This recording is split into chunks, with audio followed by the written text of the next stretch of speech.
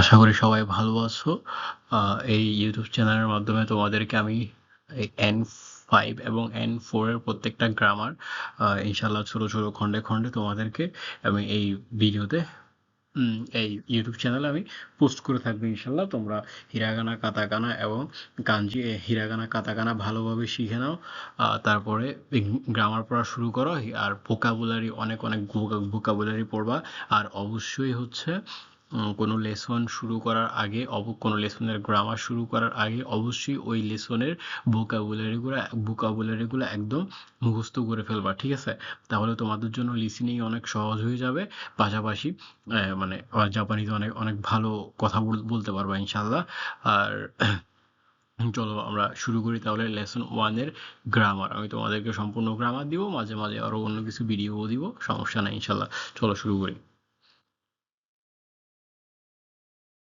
আচ্ছা দেখো, প্রথম যে গ্রামারটা আছে সেটা হচ্ছে N1 হা, N2 দিস। আমি এটাকে হা বলছি এখন জাস্ট তোমরা বোঝার সুবিধার, মানে তোমরা তো এটাকে হা পড়বা প্রথম নতুন নতুন সবাই। আসলে এটা হচ্ছে হা না, এটা হচ্ছে ওয়া।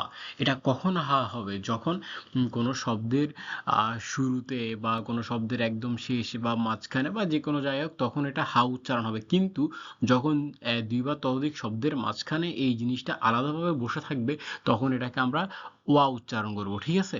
আর তখন এটার নাম হবে পার্টিকেল। পার্টিকেল মানে হচ্ছে কি, এটা বাক্যের সংযোগকারী, ঠিক আছে? ওরা বাক্যের মানে চেঞ্জ নিয়ে আসে। ধরো এম ইজ আর ওয়াজ এর মতো ওরা বসে বাক্যে চেঞ্জ নিয়ে আসে। আর ওয়া পার্টিকেলটা হচ্ছে ধরো সাবজেক্ট মার্কার, অর্থাৎ তুমি কোনো বাক্যের মধ্যে যে জিনিসটাকে তুমি প্রাধান্য দিও বা যে জিনিসটাকে জোর দিয়ে বলবা, এটা হচ্ছে সেই জিনিসটা, ঠিক আছে?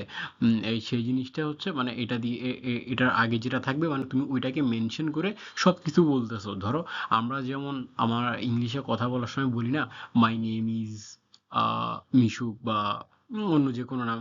তাহলে তখন আমরা এই যে মাই নেমটা অর্থাৎ আমার নামের উপর জোর দিতে যাচ্ছি, অর্থাৎ আমি যেটা বলতে চাচ্ছি সেটা হচ্ছে কি, আমি সাবজেক্ট মার্ক হিসেবে রাখবো, তারপরে ইজ ব্যবহার করবো। অর্থাৎ এরকম যখন আমরা কোনো কিছুকে ডিসক্রাইব করতে যাব, তখন আমরা ওই তারপর হচ্ছে ওই ডিসক্রাইবকৃত শব্দটাকে প্রথমে রাখবো, তারপরে ওয়া পার্টিকেলটা ইউজ করবো। ধরো যে নেচার ইজ, বা এখন নেচারকে তুমি বর্ণনা করবা, ঠিক আছে? এরকম ধরো উম, আহ, এরকম আমরা যখন শুরু করি তখন আরো বিস্তারিত জানবা, ঠিক আছে?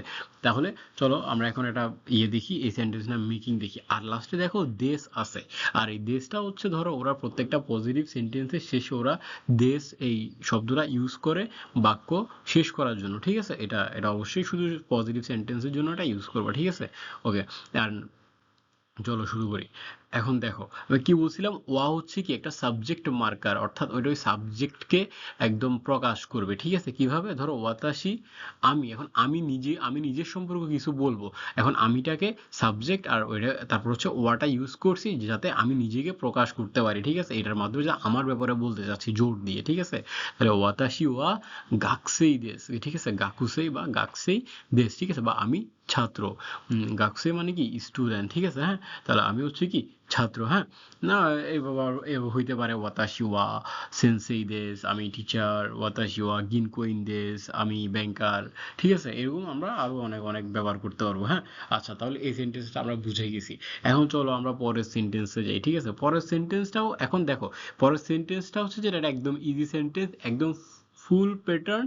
জাস্ট লাস্টে যা আর ইমাসেন হবে। এই যা আর ইমাসেনের অর্থ হচ্ছে না, অর্থাৎ কোনো কিছু না বোধক, অর্থাৎ একটা না বোধক বাক্য যখন তৈরি করবা তখন তুমি এই যা রিমাসেনটা ইউজ করবা, ঠিক আছে? ধরো আমি বললাম আমি ছাত্র না, তখন তুমি এটা কিভাবে বলবে? এটা এখন তোমাকে জাপানিতে বলতে হবে। তাহলে তুমি কি বলবা? ওয়াতাশি ওয়া গাকসেই যা আরিমাসেন। এই জাস্ট তুমি যা আরিমাসেনটা ইউজ করে দিবা, ঠিক আছে? যা আরিমাসেন হচ্ছে না বোধক, অর্থাৎ তুমি এখন সেন্টেন্সটা কি হয়ে গেছে?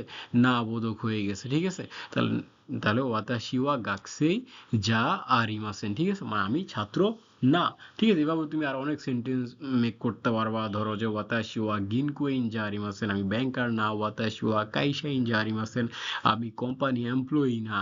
ওয়াতাশি ওয়া ইশা যা আরিমাসেন, আমি ডাক্তার না। ইশা মানে হচ্ছে ডাক্তার। এরকম তুমি আরো চাইলে আরো অনেক মেক করতে পারবে, হ্যাঁ।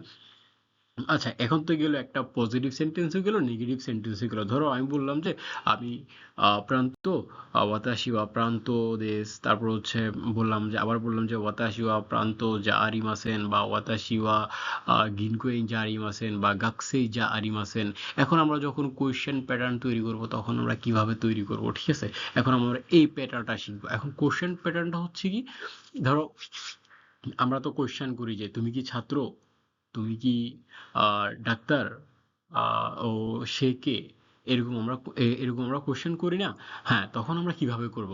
তখন একদম সেম, এই দুইটা নাউন লাগবে। এন তো হচ্ছে নাউন, একটা এনে নাউন, পরেরটা হচ্ছে নাউন, অর্থাৎ দুইটা নাউন দিয়ে লাস্টে আমরা দেশকা ইউজ করবো, ঠিক আছে? দেশকা দিয়ে আমরা কি একটা হচ্ছে কোশ্চেন বোধক বা প্রশ্নবোধক বাক্য তৈরি করবো, ঠিক আছে? তাহলে N1 ওয়া N2 দেশকা।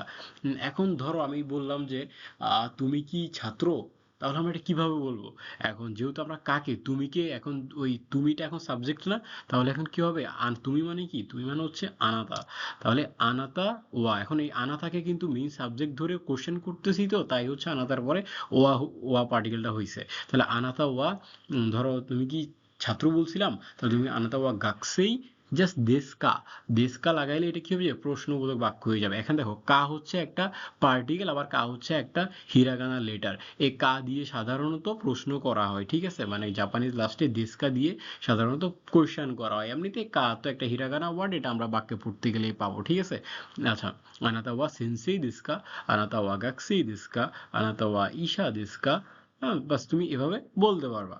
এখন ধরো তোমাকে কেউ জিজ্ঞেস করলো, আনাতা ওয়া গাকুসেই দেশু কা? তখন তুমি কি বলবা? হাই গাকুসেই দেশু। হাই মানে হচ্ছে ইয়েস, হ্যাঁ আমি গাকুসেই দেশু। আবার বলা যায় ইয়ে, ইয়ে মানে হচ্ছে কি না, তাহলে ইয়ে গাকুসেই জারিমাসেন, আমি ছাত্র না। এরকম ভাবে তুমি কোশ্চেন মেক করতে পারবা, হ্যাঁ।